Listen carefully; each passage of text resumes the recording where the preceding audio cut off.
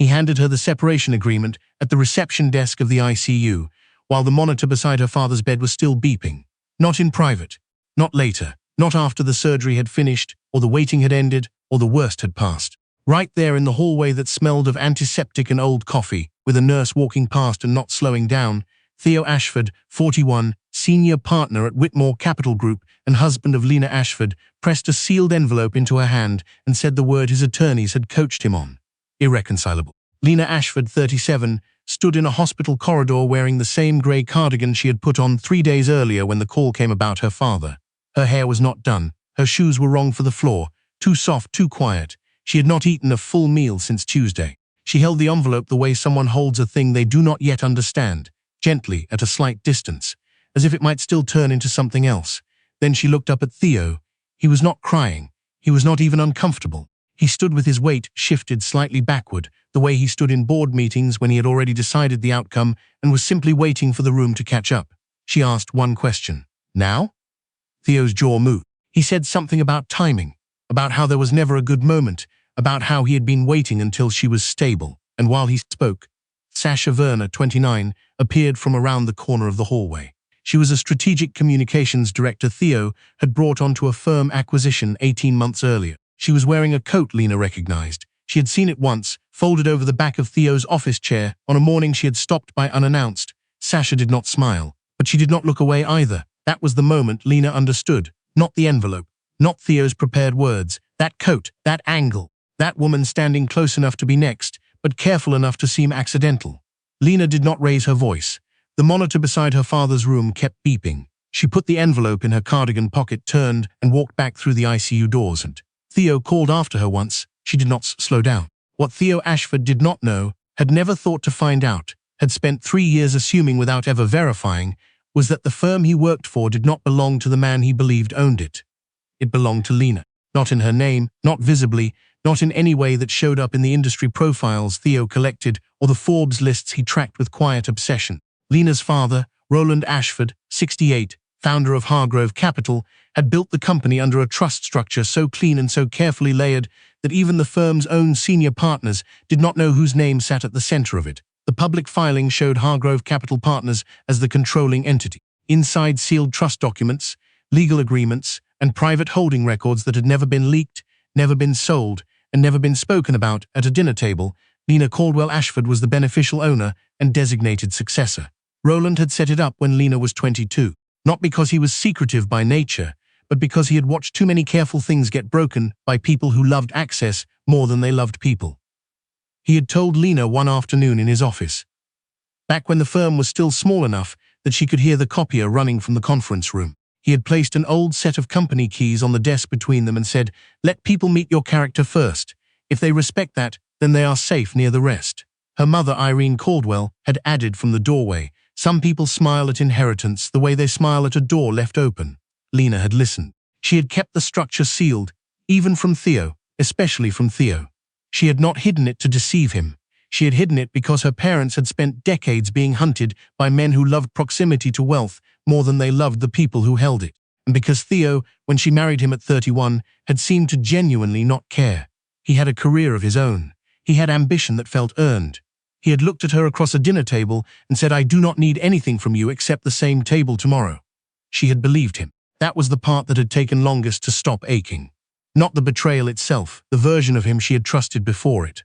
The surgery on her father lasted 6 hours. Lena sat in the family waiting room with her best friend, Ren Daly, 39, who had driven 2 hours without being asked and arrived with a paper bag of food Lena did not eat, and a steadiness Lena had leaned on since college. Ren did not ask about Theo. She did not ask about the envelope. She simply sat beside Lena in the hard chair and said nothing until Lena was ready to speak. When the surgeon came out, he used words like stable and encouraging, and "we will know more tomorrow."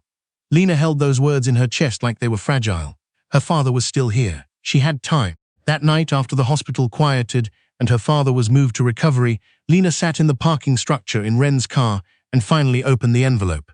The papers had been prepared 6 days before her father's surgery. She checked the date twice. 6 days before the call came, before the helicopter, before the first waiting room, before the cardigan she had been wearing since Tuesday.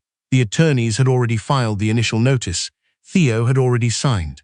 Sasha Verne's name did not appear anywhere in the documents, but her presence was in every clean, efficient, carefully worded line.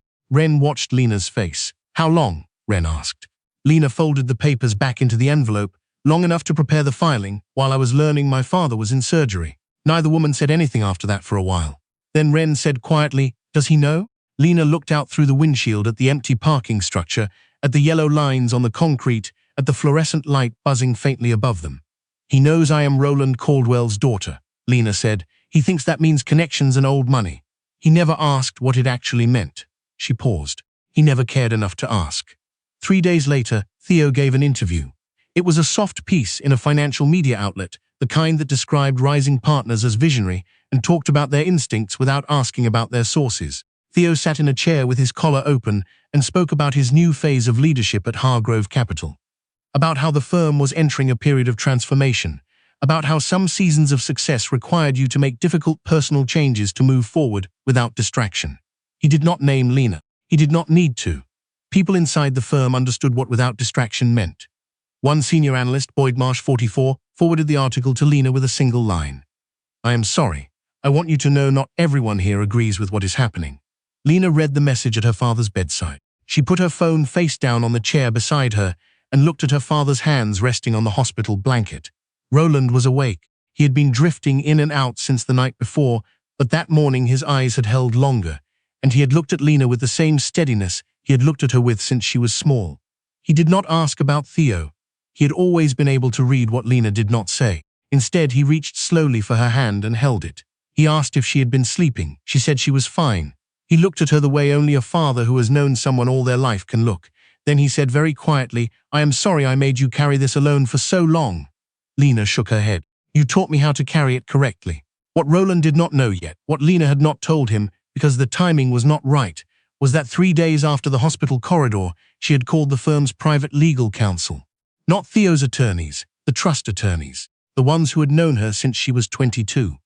The ones who held the sealed documents her father had built around her name like a wall. No one could see from the outside. The conversation had been short. Lena had asked 2 questions.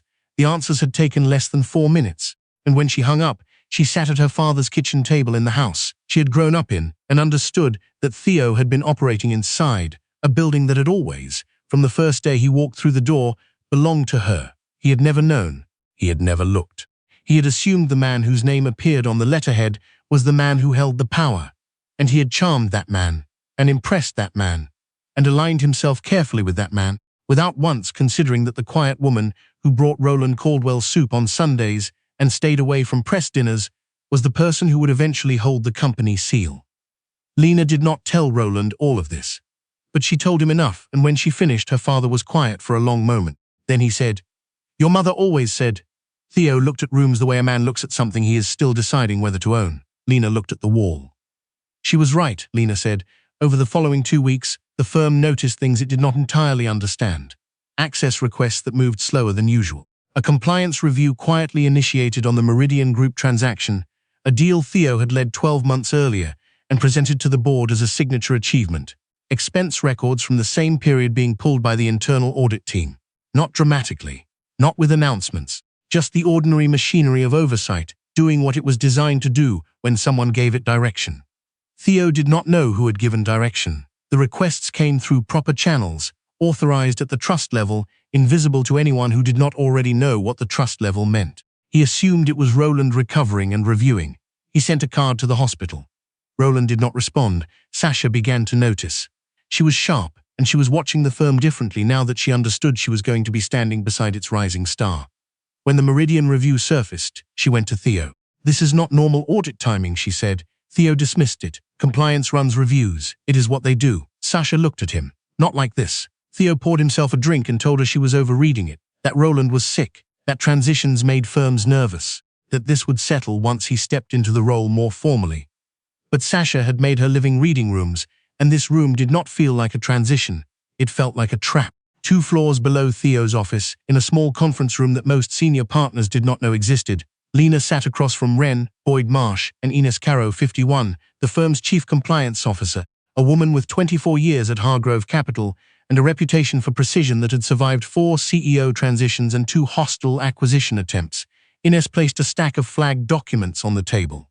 The Meridian transaction, Ines said, had expenses reclassified after finance flagged them. Travel and hospitality charged to client development. A private consultant fee paid to a shell company with no registered service output. Approval signatures from 2 senior analysts who later confirmed they had not been present in the meetings listed.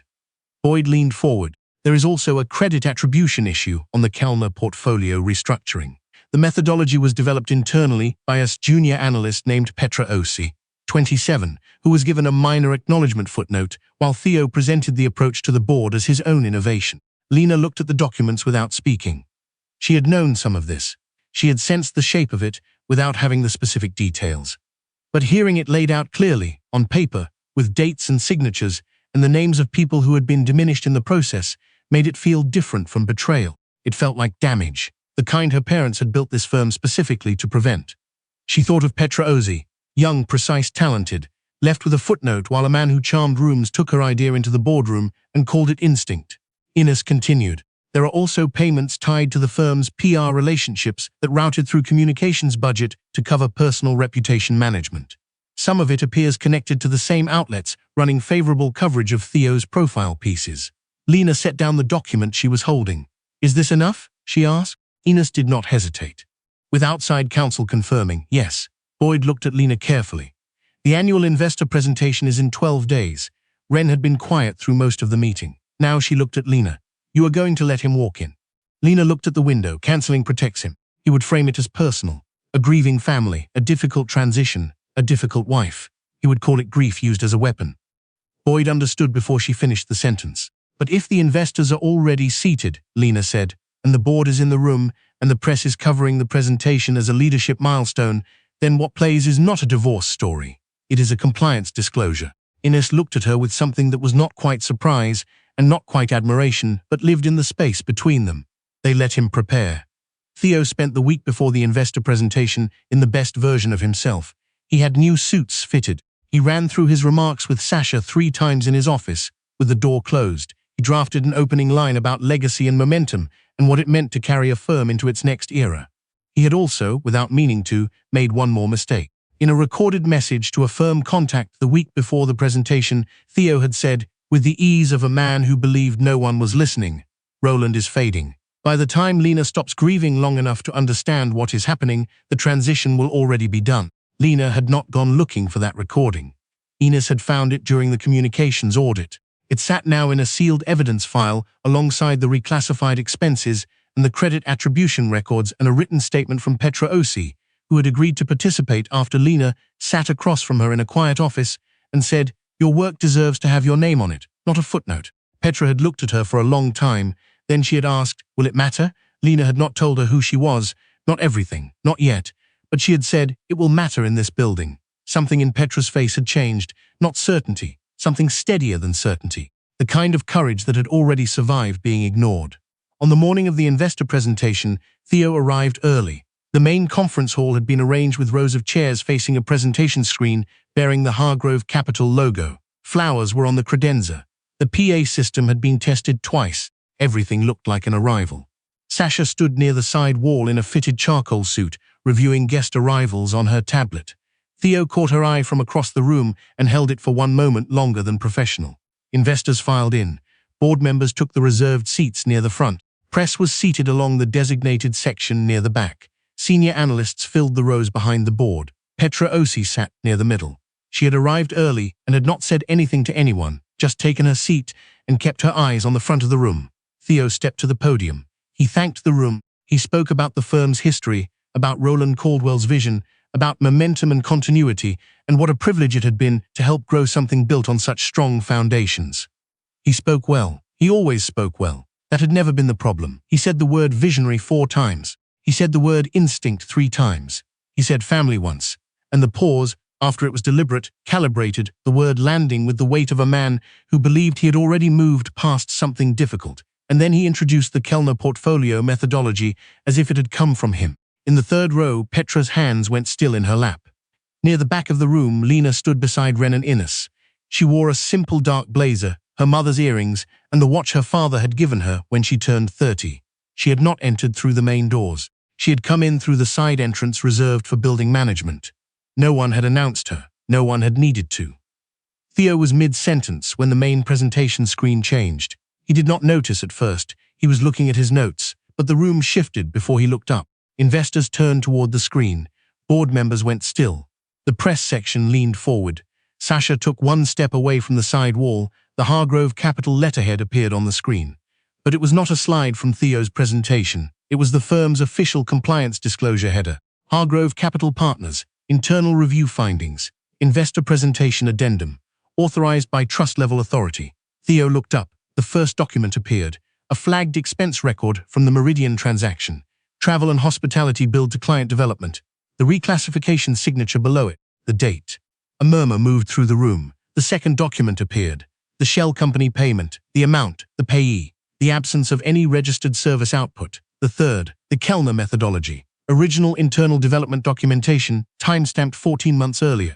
The name on the document, Petra Osi, junior analyst, beside it. Theo's board presentation slides, dated 11 months later.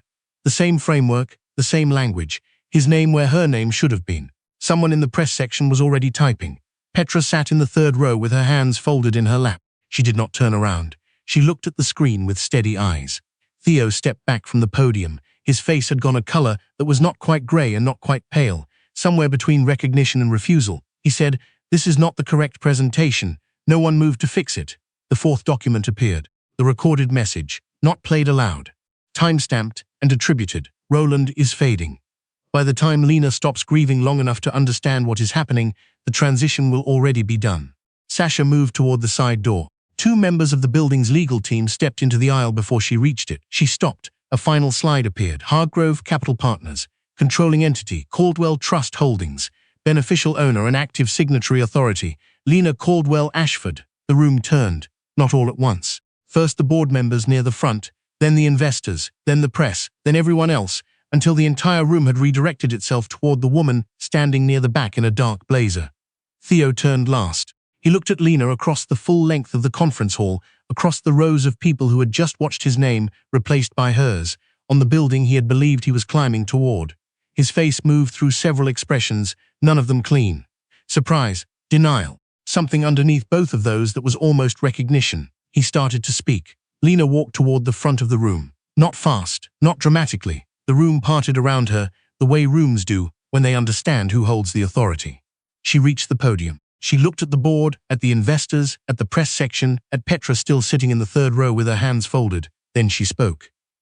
Hargrove Capital was founded on one principle, Lena said, that good work deserves honest credit, and that the people who build something quietly deserve to be protected from the people who would take it loudly. She looked at Petra. Effective today, the firm is initiating a full credit correction for the Kellner portfolio methodology, attributed to the analyst who created it. Compensation review will follow under outside counsel. Petra looked down once, then back up. Her eyes were full, but she did not let go of what was in them. Lena continued. Formal compliance findings regarding expense misclassification, unauthorized shell payments, and credit attribution errors connected to the Meridian transaction and Kellner portfolio are being referred to the Ethics Board and outside counsel. All relevant executive access has been suspended pending investigation. Boyd, standing near the side wall, exhaled. Theo had not moved from where he stood beside the podium. He said her name, Lena.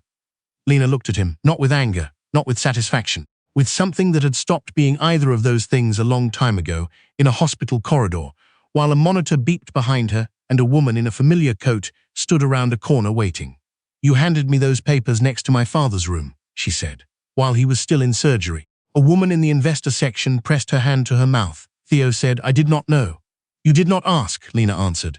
"There is a difference." She stepped back from the podium. Innes stepped forward and handed sealed notices to Theo, then to the firm's legal team, then to the communications director who had approved the reputation management payments. Each envelope was handed over quietly, without theater. Sasha took hers without looking up. Ren, standing at the back, watched the room and did not say anything. In the weeks that followed, the firm's press coverage did not disappear overnight. It changed shape. First came the compliance disclosures, then the ethics board findings, then the corrected attribution filings, which ran in 2 industry publications under Petra's name with a full accounting of the timeline. Then the announcement that Theo Ashford had been removed from his senior partner role pending investigation, with all project credits under formal review. Sasha's consulting contracts with the firm were terminated. The favorable profile pieces vanished from the outlets that had run them, replaced by quieter corrections that the same publications buried. Theo's attorney sent 3 letters to Lena's trust counsel. None of them received a direct response, and Roland Caldwell, in his recovery room, with a window overlooking a small courtyard full of winter light, read the compliance announcement in the industry brief his legal team sent each morning. He read it twice. He folded the page carefully along the edge and held it for a while. When Lena came to see him that afternoon, he did not say a great deal. He looked at her for a long moment, the way he had looked at her since she was young, like he was taking a reading of something that mattered. Then he said, "Your mother would have said you answered correctly." Lena sat down beside him. She looked at his hands. She thought about the first time he had placed a set of keys on a desk between them, back when the firm was small and the copier was loud, and her mother had stood in the doorway and said what she said about open gates. She thought about the envelope in the hospital corridor, about the coat on Theo's office chair, about Petra sitting in the 3rd row with folded hands and full eyes, about the version of Theo she had loved before he decided that ambition was a reason to take things that were not his. The grief for that version of him had not finished. She knew it would not finish on any particular schedule. You do not stop mourning a person simply because they revealed themselves. You mourn the person you believed they were, and you hold that grief alongside the truth, and eventually one becomes quieter than the other. But she had answered correctly. She had protected what her parents built. She had put Petra's name back on Petra's work. She had not allowed the building to become a place that rewarded what Theo had done. That was what the keys had always meant. Not power, responsibility. Roland reached for her hand in the way he had done her whole life, slowly and without drama, as if the gesture had always just been waiting. She gave it to him. Outside the window, the courtyard was bare and still, and the winter light fell across it evenly, without choosing where to land. Some people mistake a quiet woman's patience for the absence of power. They are never wrong for long.